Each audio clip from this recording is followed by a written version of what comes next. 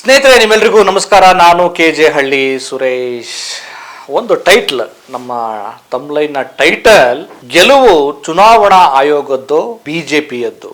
ಪಶ್ಚಿಮ ಬಂಗಾಳದ ಚುನಾವಣೆಯಲ್ಲಿ ಗೆಲುವು ನಿಜವಾಗಿಯೂ ಬಿಜೆಪಿಯದ್ದೇ ಅನ್ನೋ ಒಂದು ದೊಡ್ಡ ಪ್ರಶ್ನೆ ಬರುವ ಹಾಗೆ ಬಿಜೆಪಿ ನಡೆದುಕೊಂಡಿದೆ. ಸ್ನೇಹಿತರೆ, ಬಹು ನಿರೀಕ್ಷಿತ ಪಶ್ಚಿಮ ಬಂಗಾಳದಲ್ಲಿ ಈಗಾಗಲೇ ಏನು 100ರ ಗಡಿಯನ್ನ ದಾಟಿದೆ, ಹತ್ತತ್ರ 203. ಆಮೇಲೆ TMC 84. ಈಗ ಸದ್ಯದ ಇದನ್ನ ಸ್ಥಿತಿಯನ್ನ ನೋಡಿದಾಗ ಅಂದ್ರೆ ಬಿಜೆಪಿ ಪಶ್ಚಿಮ ಬಂಗಾಳದಲ್ಲಿ ಗೆಲುವಿನತ್ತ ಸಾಗ್ತಾ ಇದೆ. TMC ತೃಣಮೂಲ ಕಾಂಗ್ರೆಸ್ ಸೋಲನ್ನ ಕಾಣ್ತಾ ಇದೆ.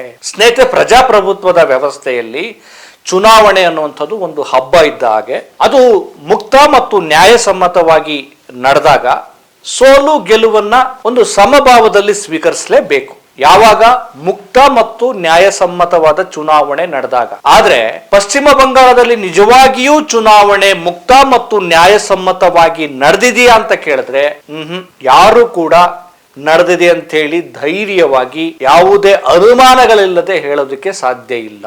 ಆ ಮಟ್ಟಕ್ಕೆ ಮೋದಿ ಮತ್ತು ಅಮಿತ್ ಶಾ ಗ್ಯಾಂಗ್ ಚುನಾವಣಾ ಷಡ್ಯಂತ್ರಗಳನ್ನ ಯಾವ್ಯಾವ ನೆನೆಯಲ್ಲಿ ಯಾವ್ಯಾವ ರೀತಿಯಲ್ಲಿ ಹೆಣಿಯಬೇಕು, ರೂಪಿಸಬೇಕು ಮಾಡಿದ್ರು. ಹಾಗಂತೇಳಿ ದೀದಿ ಮಮತಾ ಬ್ಯಾನರ್ಜಿ ಅವರು ಸೋಲನ್ನೇ ಕಾಣೋದಿಲ್ಲ, ಆ ಮಟ್ಟಕ್ಕೆ ಅಲ್ಲಿ ಆಡಳಿತವನ್ನ ಕೊಟ್ಟಿದ್ದಾರೆ ಅಂತೇಳಿ ನಾವು ಹೇಳೋದಕ್ಕೂ ತಯಾರಿಲ್ಲ. ಆಡಳಿತ ವಿರೋಧಿ ಅಲ್ಲೇ ಇರಬಹುದು. ಯಾವುದೇ ಪಕ್ಷ ಅಧಿಕಾರದಲ್ಲಿದ್ದಾಗ, ಒಂದು 5 ವರ್ಷ ಅಧಿಕಾರದಲ್ಲಿದ್ದಾಗ ಅವ್ರು ಎಂಥದ್ದೇ ಆಡಳಿತವನ್ನ ಕೊಟ್ಟರೂ ಕೂಡ ಆಂಟಿ ಇನ್ಕಂಬೆನ್ಸಿ ಇದ್ದೇ ಇರುತ್ತೆ. ಕೆಲವೊಂದ್ಸಲಿ ಮತ್ತೆ ಮರು ಆಯ್ಕೆ ಆಗುವಂತ ಸಾಧ್ಯತೆಗಳು ಇರುತ್ತವೆ. ಅದಕ್ಕೆ ಕಾರಣಗಳು ಬೇರೆ. ಆದ್ರೆ ಇಲ್ಲಿ ಪ್ರಜಾಪ್ರಭುತ್ವದ ವ್ಯವಸ್ಥೆಯಲ್ಲಿ ಬಹಳ ಅಪಾಯಕಾರಿ ಸೂಚನೆಗಳು ಇವರು ಕೊಡ್ತಿರೋದು ಏನು ಅಂದ್ರೆ, ಚುನಾವಣೆಯನ್ನು ಒಂದು ನ್ಯಾಯಸಮ್ಮತವಾಗಿ, ಒಂದು ಮುಕ್ತವಾಗಿ ನಡೆಸದೆ ಒಂದು ರೀತಿಯ ರಾಜಕೀಯ ಅಧಪತನ, ಕೆಟ್ಟ ಕೇಡಿನ ರಾಜಕಾರಣ ಮಾಡಕ್ಕೆ ಮಾಡಿದ್ರಲ್ಲ, ಅದ್ರ ಬಗ್ಗೆ ನಮಗೆ ಬೇಸರ ಇದೆ, ಅಸಮಾಧಾನ ಇದೆ.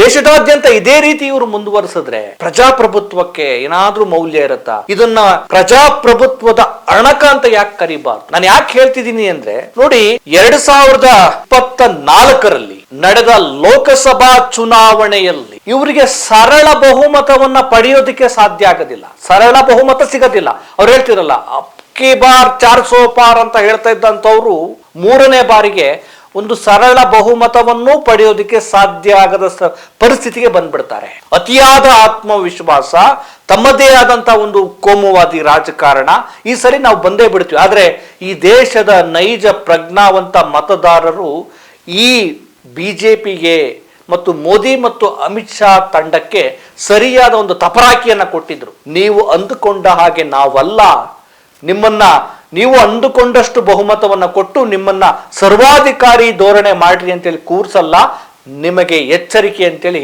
ಎಚ್ಚರಿಕೆಯ ಕರೆಗಂಟೆಯನ್ನ ಕೊಟ್ಟಿತ್ತು. ಇದನ್ನ ಬಹಳ ಬೇಗ ಅರ್ಥ ಮಾಡಿಕೊಂಡಂತ ಈ ಗ್ಯಾಂಗ್, ಮೋದಿ ಮತ್ತು ಅಮಿತ್ ಶಾ ಗ್ಯಾಂಗ್, ಮುಂದಿನ ಸಲ ಲೋಕಸಭಾ ಚುನಾವಣೆ 2029ಕ್ಕೆ ನಾವು ಇದೇ ರೀತಿ ಹೋದ್ರೆ, ಒಂದು ದೊಡ್ಡ ಮಟ್ಟದ ಅಭಿವೃದ್ಧಿಯನ್ನ ಮಾಡದೆ, ದೇಶದ ಜನರ ಬಡತನವನ್ನ ನೀಗಿಸದೆ, ಉದ್ಯೋಗದ ಸಮಸ್ಯೆಯನ್ನ ಬಗೆಹರಿಸದೆ, ಕೋಮು ರಾಜಕಾರಣವನ್ನ ಮಾಡದೆ, ದೇಶದಲ್ಲಿ ಧರ್ಮ ಜಾತಿಗಳ ಗಲಭೆಗಳನ್ನ ಸೃಷ್ಟಿಸದೆ ಒಂದು ರಾಮರಾಜ್ಯವನ್ನ ಮಾಡುವ ಕನಸವನ್ನ ನಿಜವಾಗ್ಲೂ ಇಟ್ಟುಕೊಂಡಿದ್ರೆ ಇವರಿಂತ ತಂತ್ರಗಾರಿಕೆ ಮತ್ತು ಷಡ್ಯಂತ್ರ ಮಾಡುವ ಅವಶ್ಯಕತೆ ಇರ್ತಾ ಇರಲಿಲ್ಲ.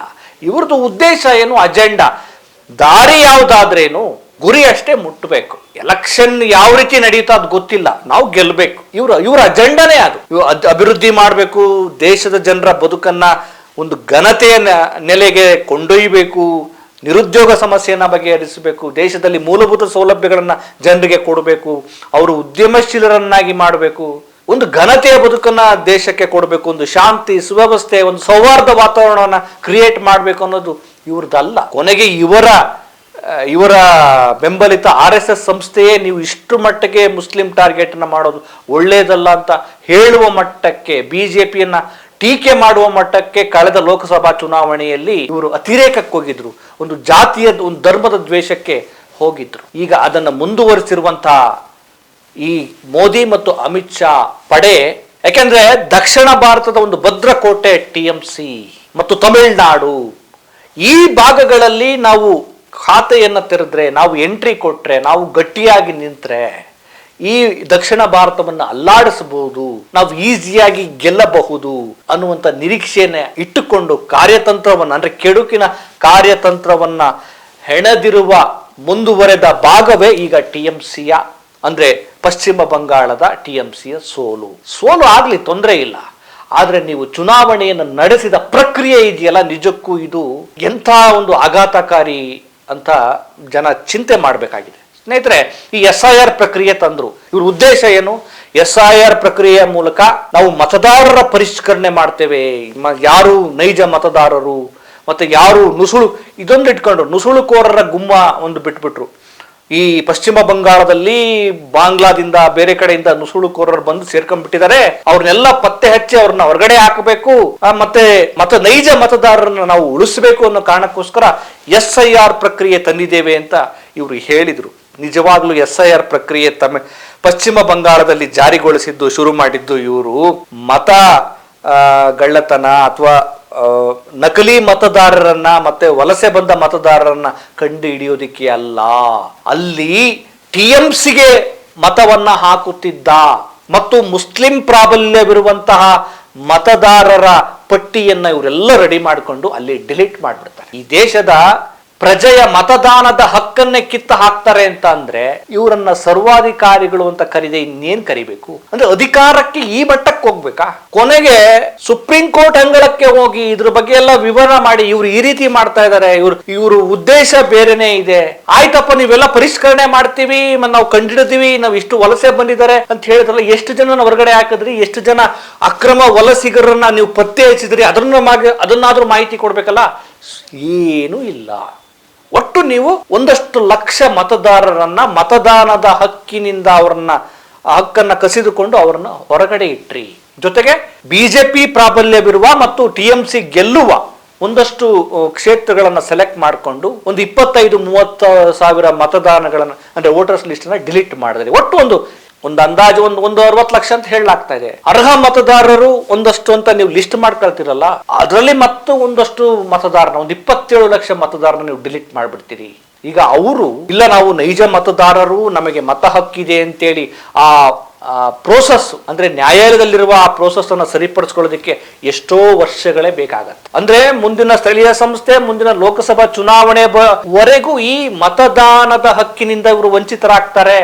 ಅಲ್ಲಿಗೆ ಕತೆ ಮುಗಿಯಿತು. ಅಲ್ಲಿಗೆ ಅವರು ವೋಟ್ ಹಾಕಂಗೂ ಇಲ್ಲ, ಮತ್ತೆ ಅವರ ವೋಟು ಈ ಬಿಜೆಪಿಗೆ ಬೇಕಾಗಿಲ್ಲ. ಉದ್ದೇಶ ಏನು? ಇವರನ್ನ ಮತದಾನದಿಂದ ದೂರ ಸರಿಸಿ ಗೆಲ್ಲಬೇಕು. ಅದನ್ನೇ ನಾವು ಹೇಳುದು, ಇದನ್ನ ಪ್ರಜಾಪ್ರಭುತ್ವ ವ್ಯವಸ್ಥೆ ಅಂತ ಹೇಳಕ್ಕಾಗತ್ತಾ? ಮುಕ್ತ ಮತ್ತು ನ್ಯಾಯಸಮ್ಮತವಾದಂತ ಚುನಾವಣೆ ಅಂತೇಳಿ ನಾವು ಒಪ್ಕೊಳ್ಳಕ್ಕಾಗತ್ತಾ? ಇವರ ಟಾರ್ಗೆಟ್ ಮುಂದಿನ 2029 ಲೋಕಸಭಾ ಚುನಾವಣೆಯಲ್ಲಿ ನಾವು ಕಳೆದ ಲೋಕಸಭಾ ಚುನಾವಣೆಯಲ್ಲಿ ಪ್ರಯಾಸ ಪಟ್ಟ ಹಾಗೆ ಬಹುಮತವನ್ನು ಪಡೆಯದ ಸ್ಥಿತಿಗೆ ಬರಬಾರದು. ನಾವು ಅಧಿಕಾರಕ್ಕೆ ಸುಲಭವಾಗಿ ಬಂದು ಅಲ್ಲಿ ಕೂತು ಸರ್ವಾಧಿಕಾರಿ ಧೋರಣೆಯನ್ನ, ಸರ್ವಾಧಿಕಾರವನ್ನ ನಾವು ಅಂದುಕೊಂಡ ಹಾಗೆ ಮಾಡಬೇಕು ಅನ್ನುವಂಥ ಷಡ್ಯಂತ್ರದ ಮುಂದುವರೆದ ಭಾಗವನ್ನು ನಾವೆಲ್ಲ ನೋಡ್ತಾ ಇದ್ವಿ. ಇದು ಪ್ರಜಾಪ್ರಭುತ್ವ ವ್ಯವಸ್ಥೆಯ, ಇದು ನ್ಯಾಯಸಮ್ಮತವಾ? ಇದನ್ನ ಈ ದೇಶದ ಜನರು ಯೋಚನೆ ಮಾಡಬೇಕಾಗಿದೆ. ಆಮೇಲೆ ಎಷ್ಟರ ಮಟ್ಟಿಗೆ ಇವ್ರದ್ದು ಮೊದಲ ಅಜೆಂಡಾ ಮುಸ್ಲಿಂ ದೇಶ, ಕೋಮು ರಾಜಕಾರಣ. ಆಮೇಲೆ ಈ ವಿಚಾರಗಳನ್ನ ಇಟ್ಕೊಂಡು ಹಿಂದೂ ಸಮುದಾಯಗಳ ಒಂದು ಅಭದ್ರತೆಯನ್ನು ಕ್ರಿಯೇಟ್ ಮಾಡೋದು. ಆಮೇಲೆ ವಲಸಿಗರು ಬಂದಿದ್ದಾರೆ, ಎಷ್ಟು ಜನ ವಲಸಿಗರು ಬಂದಿದ್ದಾರೆ? ಆ ವಲಸಿಗರು ಬರೋದಕ್ಕೆ ನಿಮ್ಮ ಪಾತ್ರವೂ ಇದೆಯಲ್ಲ, ನಿಮ್ಮ ವೈಫಲ್ಯವೂ ಇದೆಯಲ್ಲ. ಹಾಗಿದ್ರೆ ಕೇಂದ್ರದ ಭದ್ರತಾ ಸಂಸ್ಥೆಗಳು, ಇಂಟೆಲಿಜೆನ್ಸ್ ಸಂಸ್ಥೆಗಳು ಏನು ಮಾಡ್ತಾ ಇದ್ದಾವೆ? ಈ ತರಹದ ಷಡ್ಯಂತ್ರ ಅವಶ್ಯಕತೆ ಇತ್ತ? ಇದನ್ನ ಜನ ಯೋಚನೆ ಮಾಡಬೇಕಾಗಿದೆ. ಇದಾದ ನಂತರ ಬಿಹಾರಲ್ಲಿ ಮೊದಲನೇ ಈ SIR ಪ್ರಕ್ರಿಯೆ ಆಯ್ತು. ಅಲ್ಲಿ ನ್ಯಾಯಾಲಯದ ಅಂಗಳಕ್ಕೆ, ಸುಪ್ರೀಂ ಕೋರ್ಟ್ ಅಂಗಳಕ್ಕೆ ಹೋದಾಗ ಸುಪ್ರೀಂ ಕೋರ್ಟ್ ಈ ಪ್ರೋಸೆಸ್ ಅನ್ನ ಮತದಾರರು ತಮ್ಮ ಹಕ್ಕಿನಿಂದ ವಂಚಿತರಾಗಬಾರದು ಅನ್ನೋ ನೆಲೆಯಲ್ಲಿ ಬಹಳ ಸಪೋರ್ಟ್ ಮಾಡಿ ಅವರಿಗೆ ಗೈಡ್ಲೈನ್ಸ್ ಅನ್ನ ಕೊಟ್ಟು ಆಧಾರ್ ಕಾರ್ಡು ಎಲ್ಲವನ್ನು ನೆಲೆಯಲ್ಲಿ ನೋಡಿ ನೀವು ಹೇಗೆ ಸುಮ್ಮನೆ ಡಿಲೀಟ್ ಮಾಡೋ ಹಾಗಿಲ್ಲ ಅಂತ ಹೇಳಲಾಯಿತು. ಆದರೆ ಪಶ್ಚಿಮ ಬಂಗಾಳದ ವಿಚಾರದಲ್ಲಿ ನ್ಯಾಯಾಲಯ ಅಷ್ಟು ಮತದಾನದ ವ್ಯವಸ್ಥೆಗೆ ಸಂಬಂಧಪಟ್ಟ ಹಾಗೆ ಅವರ ಹಕ್ಕನ್ನ ಕಾಪಾಡುವ ನೆಲೆಯಲ್ಲಿ ಸೂಚನೆಗಳು ಬರಲಿಲ್ಲ. ನೋಡಿ ಸ್ನೇಹಿತರೆ, ಈ ಚುನಾವಣಾ ಆಯೋಗ ಇದೆಯಲ್ಲ, ಅದೊಂದು ಸಾಂವಿಧಾನಿಕ ಸಂಸ್ಥೆ, ಸಾಂವಿಧಾನಿಕವಾದ ಸಂಸ್ಥೆ, ಒಂದು ಮಹತ್ತರವಾದಂತಹ ಸಂಸ್ಥೆ, ಪ್ರಜಾಪ್ರಭುತ್ವ ವ್ಯವಸ್ಥೆಯಲ್ಲಿ ಒಂದು ನ್ಯಾಯಸಮ್ಮತವಾಗಿ ಕೆಲಸ ಮಾಡಬೇಕಾದಂತಹ ಸಂಸ್ಥೆ. ಒಂದು ಪಕ್ಷಕ್ಕೆ, ಅಧಿಕಾರದಲ್ಲಿರುವ ಪಕ್ಷಕ್ಕೆ ಹೀಲ್ಡ್ ಆಗಿ ಅವರಿಗೆ ಪೂರಕವಾಗಿ ಕೆಲಸ ಮಾಡುತ್ತೆ ಅಂತ ಅಂದ್ರೆ ಚುನಾವಣೆ ಯಾಕೆ ನಡೆಸ್ತೀರಿ? ಯಾಕೆ ನಡೆಸಬೇಕು? ನಡೆಸೋದಲ್ಲ, ನೀವೇ ಡಿಸೈಡ್ ಮಾಡ್ಕೊಂಬಿಡಿ. ಯಾಕೆ ನಡೆಸ್ಬೇಕು ಹೇಳಿ, ಯಾಕೆ ನಡೆಸಬೇಕು? ನಡೆಸುವ ಅವಶ್ಯಕತೆ ಏನಾದರೂ ಇದೆಯಾ?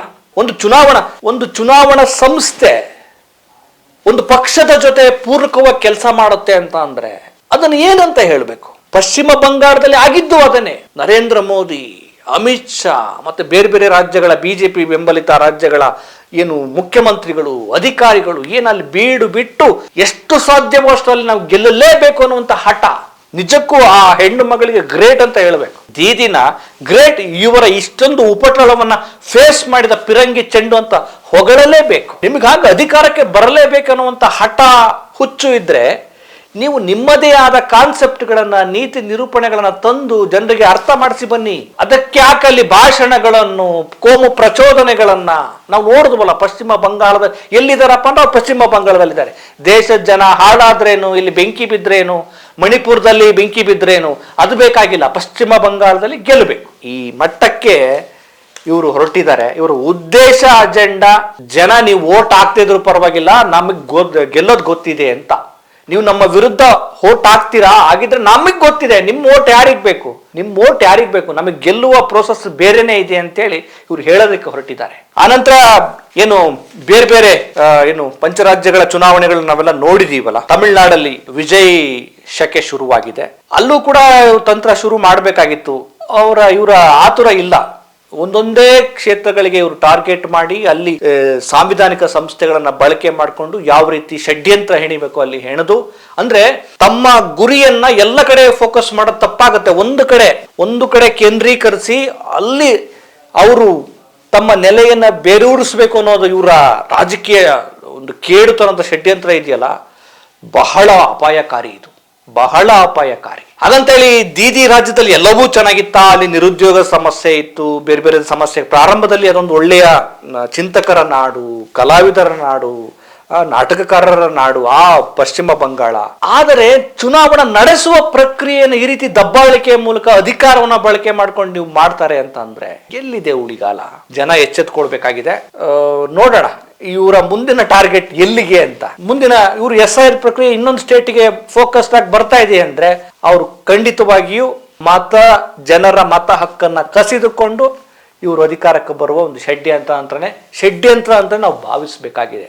ಓಕೆ, ನೋಡೋಣ.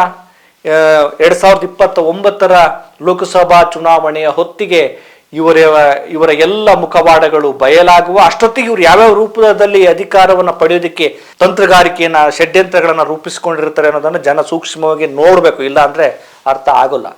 ಮತ್ತೊಂದು ವಿಚಾರದಲ್ಲಿ ನಿಮ್ಮನ್ನು ಭೇಟಿ ಮಾಡ್ತೇನೆ. ನಮಸ್ಕಾರ.